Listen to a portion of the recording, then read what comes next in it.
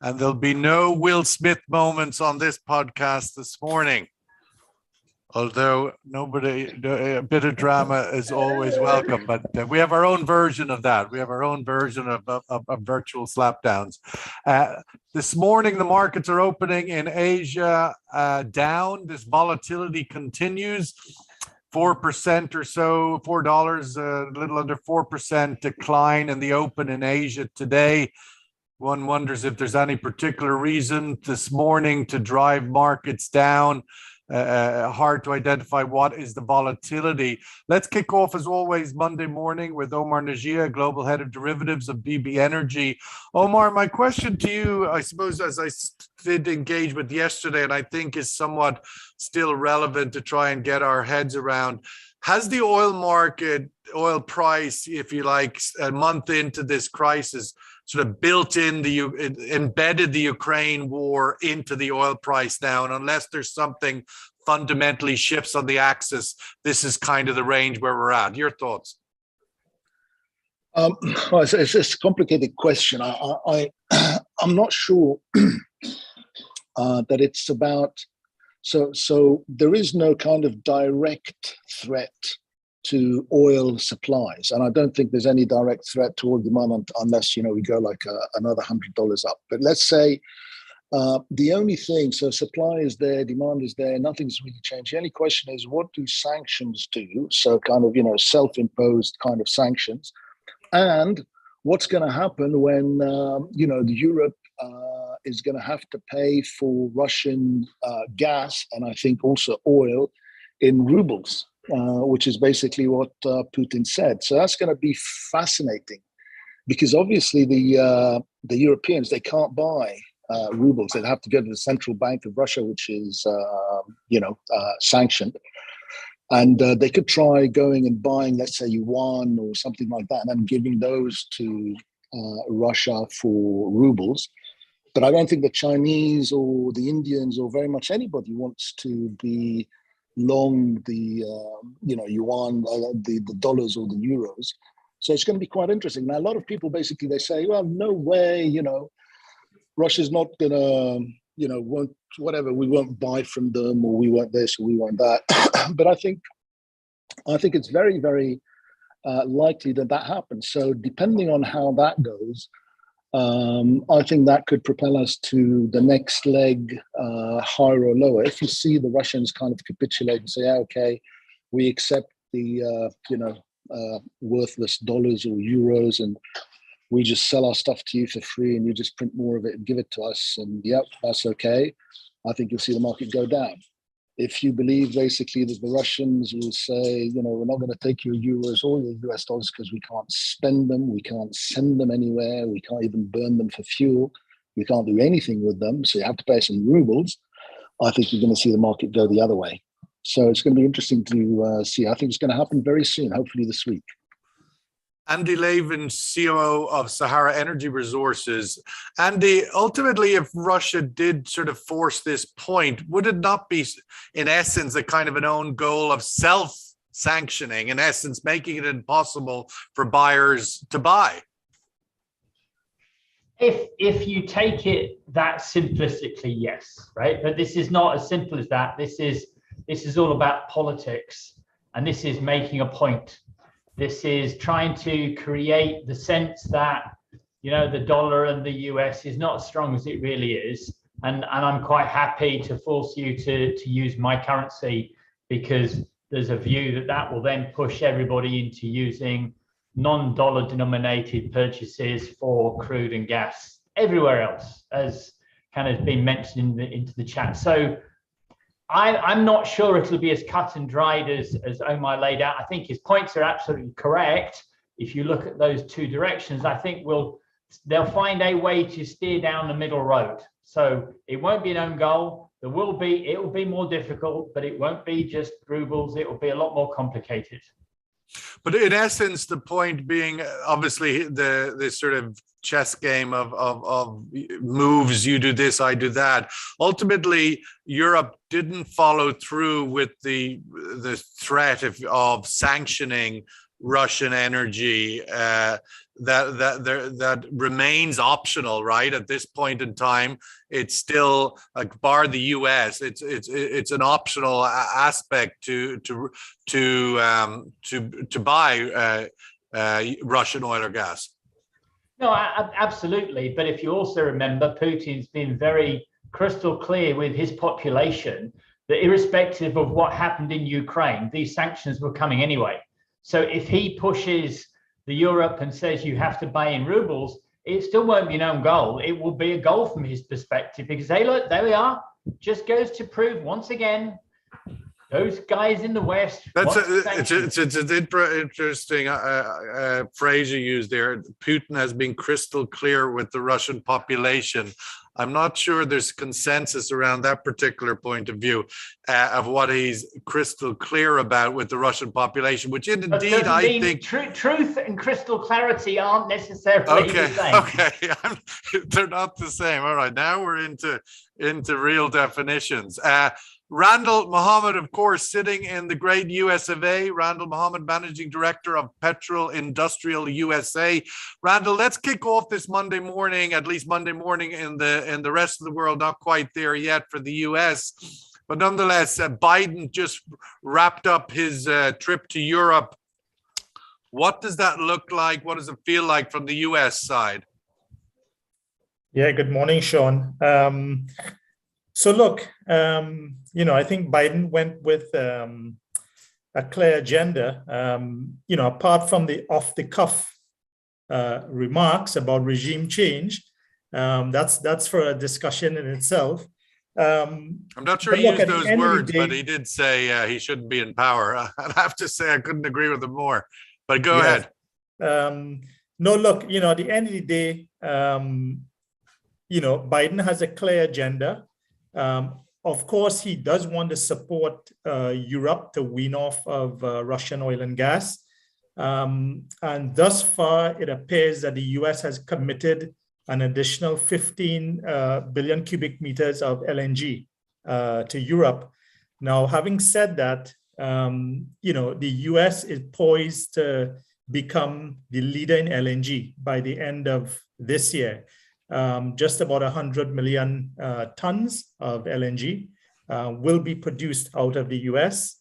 You've got the new plants coming up in Louisiana. So that's going to put an additional 30 million tons of LNG onto the market. So look, I think that spells good news for US LNG. It obviously it's not going to replace all of the gas coming from Russia, but nevertheless, it's going to subsidize what could be lost on the Russian side. Now, as you remember, Sean, just before Trump left office, he had signed an executive order to extend the export of LNG into 2050.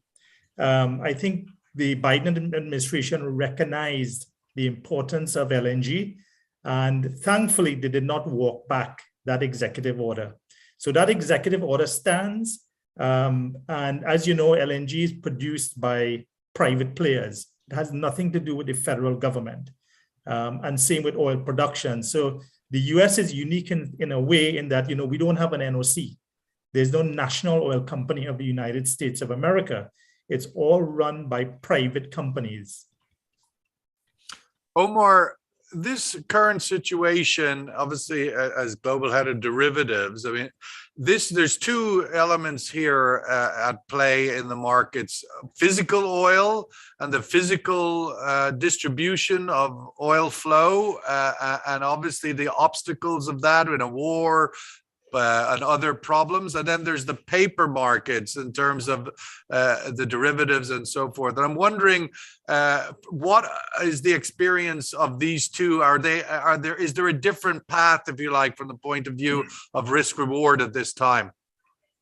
No, I think basically right now, listening, I think you're kind of heading into the unrealistic and misunderstanding about Russian oil and Russian gas. If the belief is that Europe can do without Russian gas, I think basically that's just, you might as well believe in unicorns. If you believe basically that the US can replace. Who is believing that? I'm obviously you bring it up because you perceive somebody believes it. No, Who do you think believes that? Because I think you guys were saying that, Europe can do without Russian gas in 1, 2, 5, or 10 years. I don't think I haven't said that, but ultimately I think the narrative in the world really is over and over again. It's hard to find a headline anywhere that says other than, Europe cannot do without Russian gas. I think that is the crux. They could possibly do without Russian oil. They could probably find a way around Russian oil, but clearly not around Russian gas. I think that narrative is pretty dominant. The issue, the problem is that they can't do with Russian oil, they can't do with Russian gas, they can't do with Russian products, they can't do with any of this stuff.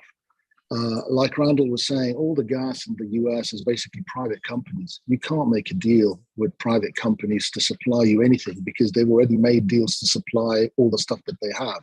It's not just stuff that sits on the ground and waits for Europe or whoever it is to come. These are enterprises that have already sold their stuff. So yes, Europe can buy whatever they want. I think France is looking at floating LNG, plants and all this kind of stuff. But gas is used in so many things, producing fertilizer, heat, electricity, you name it.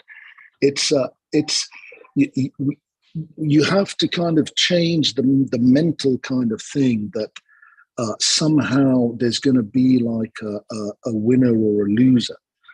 But I'll tell you one thing, the predominant view is that, dollars and euros are not going to do well going forwards. And commodities are going to do really well going forwards. And people are going to move assets into real assets, in other words, commodities. And, Russia is a massive producer of commodities. And let me tell you something also about own goals.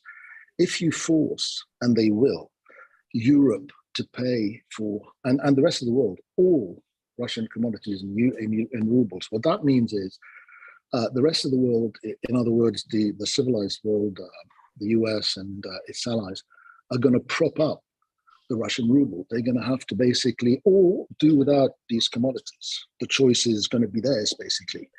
So I think the point that's being made is when one side says we're going to destroy your economy, put you all out of work, blah, blah, blah, blah, blah, blah, blah.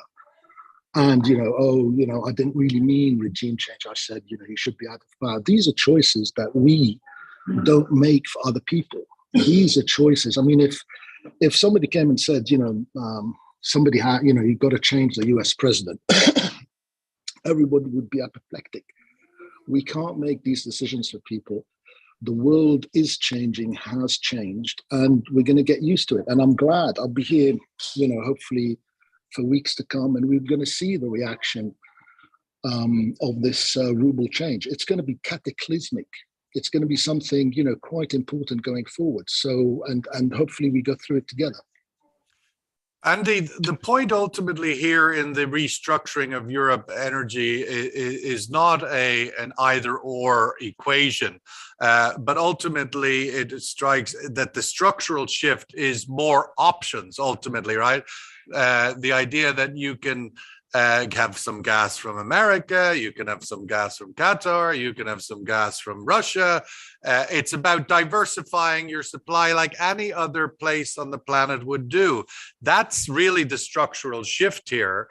I mean, after the 1973-74 oil embargo, the last time we had a major structural shift, the West didn't say, well, we're not taking any more Arab oil. They said, well, we're going to take a little bit here, we're going to take a little bit there, but we're going to have options. This is really a road for more options is what we're seeing at the moment. Maybe not with any immediate effect on current prices, but ultimately the structural shift is towards more options, not either or. In the short term, that's the argument, yes.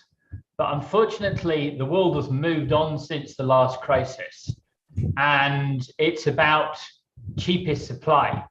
and none of the options that are being created will be cheaper. They will all be more expensive. Therefore, somebody has to pay for those options, and options cost money, right? So if you want options, you have to pay more money. And the reality is, when you've got an option which is cheaper, in the long term, it's going to be very difficult to say, well, no, we need to have all of these floating LNG vessels because it gives us options. Somebody's got to pay for them, right? So I think short term, the logic makes sense.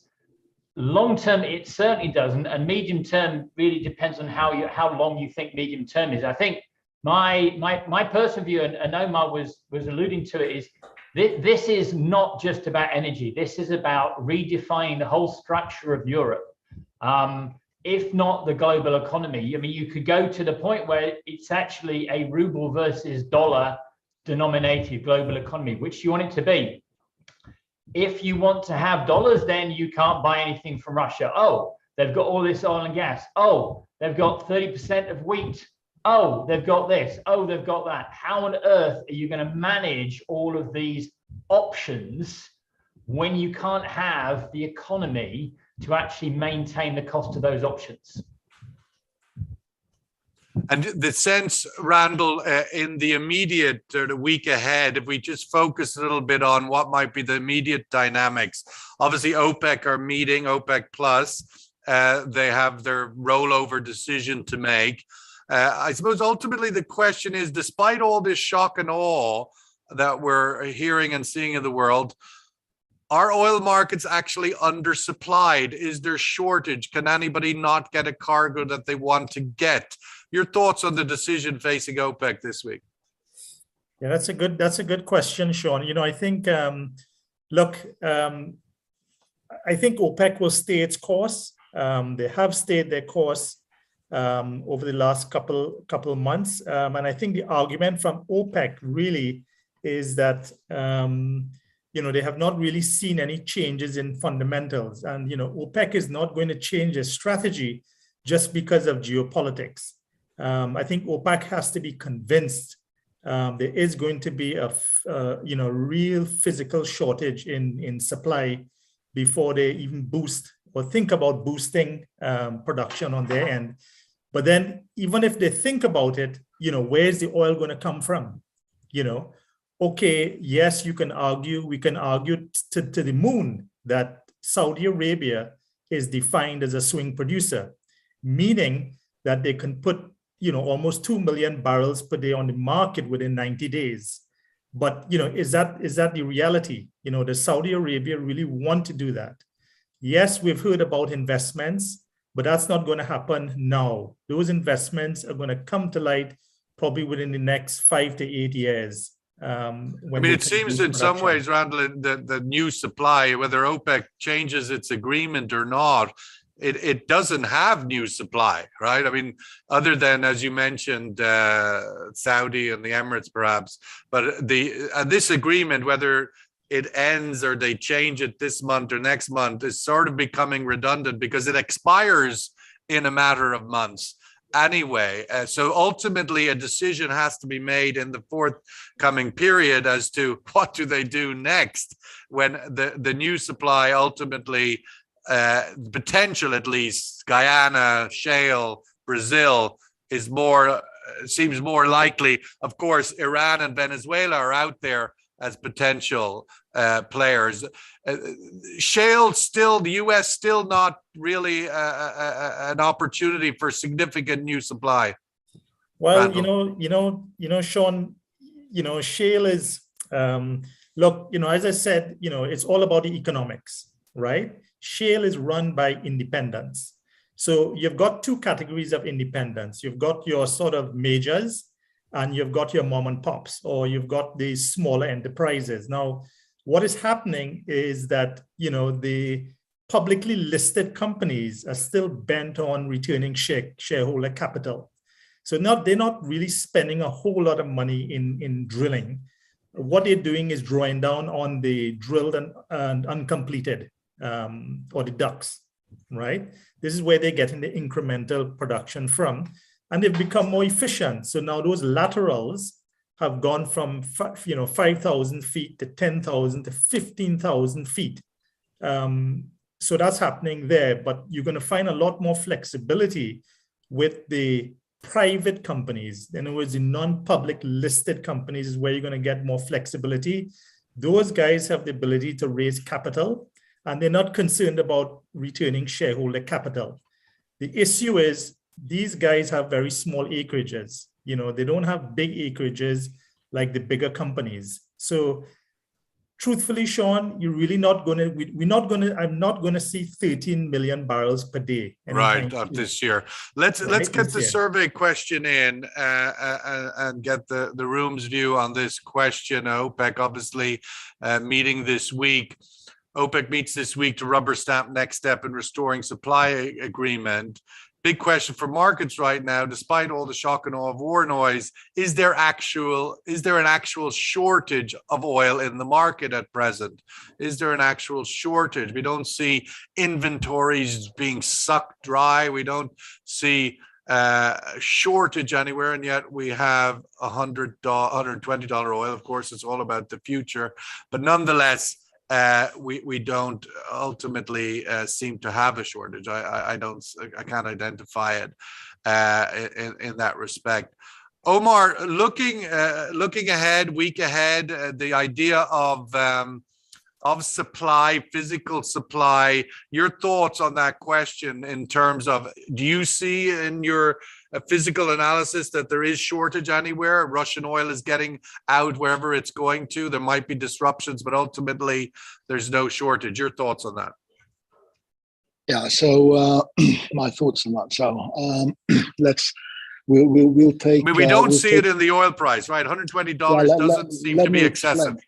Again, let me explain. So let me take two things: one, distillates, and two, crude oil. So distillates, I think the prompt on a crack is trading like $40 a barrel, and I think like Q3 is trading maybe like 20 something, right?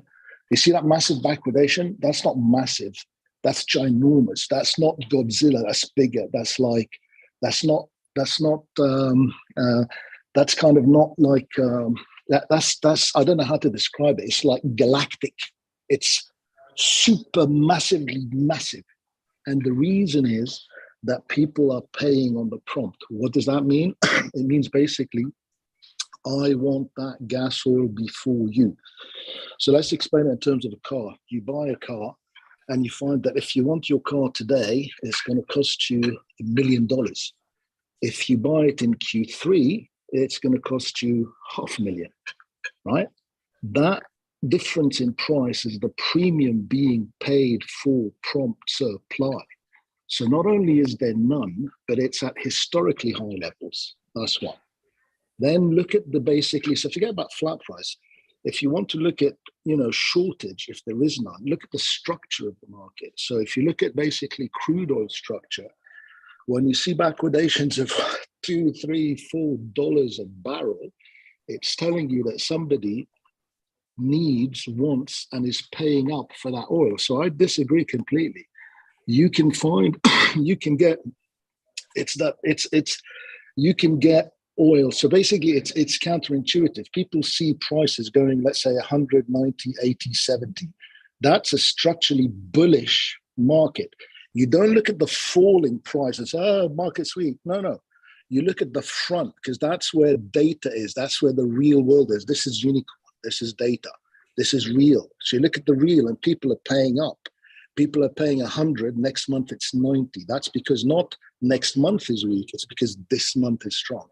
Conversely, if you look at a market that's 50, 60, 70, 80, that's not a strong market, even though prices are going up. It's a weak market. Why?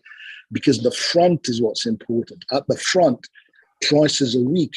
You buy now, you pay 50. You buy in a month, you pay 60, because nobody's buying at the front, not because the price at the back is 60. That's reality. This is Europe doesn't need Russia. That's reality.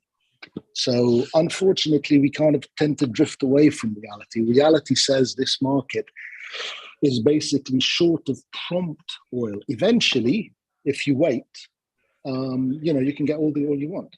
There's going to be, and also shale was coming back, I remember, at 50, 60, 70, 80, 90, 110, and 20. And it's still coming back. I've been saying it for a while. Shale is dead, like the dodo. Dead, gone, finished. Well, that would be a slight exaggeration, given that every day of the week they pull 5 or 6 million barrels of the stuff out of the ground. Andy, shale. Yes, they do. Andy, your thoughts on that point? Ultimately, the structure of the market at the moment, the price point is a little confusing to me, in the sense that, yes, we had the shock in 135, 140, which reflected obviously a war beginning in Europe. But now in the 110 to 120 range or whatever, it's hard to decipher what it's telling us about the market in terms of its structure. Is it badly supplied? Is there a stress? I mean, 120 is high, obviously, but it isn't cataclysmic. We had some of your peer group telling us out of Geneva last week that we could get up to $200 oil in terms of the commodity trading houses meeting in Europe last week. So I think there's a fundamental difference between, is there oil and gas available, and is there oil and gas available that I'm going to buy? So if you look at certainly the European large oil companies have generally come out and said they are not going to buy Russian oil for their refineries. Well, immediately you kind of then create this paradox in the sense of, well, the oil's still there, they're just not going to buy it. So the market that those companies are buying for is a smaller market. So in that smaller market, there's a shortage. But in the global market, there's not a shortage, because actually nobody's stopped producing. People are trying to push to produce more. And I think that's why, in my mind, OPEC just will keep doing what they're doing, which is there was the plan and we're on the plan and we keep going down the plan, because fundamentally nothing has changed, other than we've got companies turn around saying, well, I don't want that oil anymore, I want this oil. And that costs money. Is there an issue, Andy, going into this second quarter now, a refining issue more than a crude oil production issue? Yeah, and I think we saw that being talked about over the weekend, where if you look at historically, certainly if you just look at gas oil, the majority of gas oil into Europe comes from Russia. Well, if it's not going to come from Russia, it's got to come from somewhere else. That means you've either got to import it from somewhere else, or you've got to refine it yourself in Europe, which people haven't done because they haven't got the refinery set up that way. So the reality is, in terms of the middle distillates, they've done exactly the same thing, which is the distillates are there, but just not the ones they want. So inherently, there is a shortage of gas oil in Europe because people don't want to buy from Russia. Randall, last word for you. Let's get the survey result first on this day. No, the actual shortage of oil in the market at present. Is there an actual shortage of oil in the market at present? 60% no, 40% yes, there is. Randall, of course, in the context of the US and obviously getting a perspective of things, you now have Joe Biden as being the hydrocarbons biggest salesman. He's out in Europe selling LNG for ExxonMobil and the others. He's gone from the green man now to advocating drill, baby, drill. Is that an incorrect assessment? No, it's not totally incorrect. Look, he is out there selling US LNG. But, Sean, we knew for a long time that, look, LNG was going to be part of the future energy mix anyways. Back then we saw LNG or natural gas as a bridge fuel. Today, we see LNG and natural gas as a destination fuel, which means it has a much longer horizon, and we see it really supporting renewables. So it's not going to compete with renewables per se, but it's definitely going to be in partnership with renewables, especially in power production, especially maintaining that sort of base load following power production. And, of course, fossil fuels, when you compare, natural gas to coal and diesel and gasoline, it is a cleaner burning fossil fuel. So I guess it's the lesser of the two evils, so to speak. The big challenge ultimately there appears to be that the structure, the physical infrastructure for LNG is still quite a massive investment, and that hasn't been made. And even the likes of Tellurian still struggling to put together financing for their big projects to export LNG out of the ES, that it's still a structural challenge to catch up to this LNG demand. Well, just on that point, Sean, you have companies like Venture Global, for example. Venture Global, I think the pioneers in what we call modular LNG. So Venture Global was able to get into the market with a smaller plants, smaller trains. They were able to reduce the cost per ton of LNG production. They have trains that produce just about 0.6 million tons per annum. So smaller footprint, smaller capex, lower cost per ton. And they have gone out really in a big way. In fact, they just started their exports.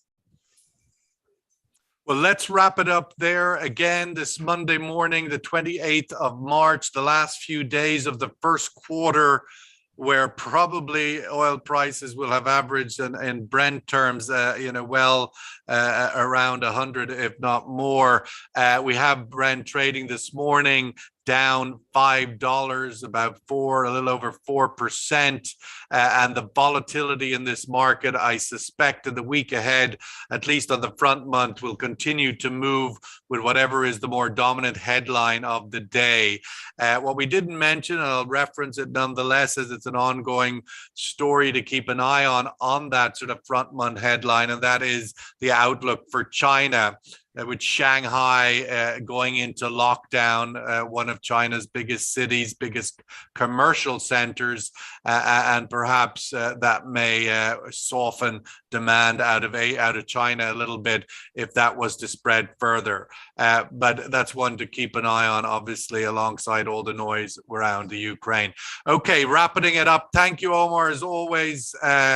Andy, thank you very much. Randall, great to have the view from the US as very critical as well, to get a sense of what it feels like on the ground there, even if Florida isn't quite America. I don't know, maybe it is, but it probably has a bit more joy in it. Thank you, guys. Have a great day. We'll catch up every morning, 10:30. All the best.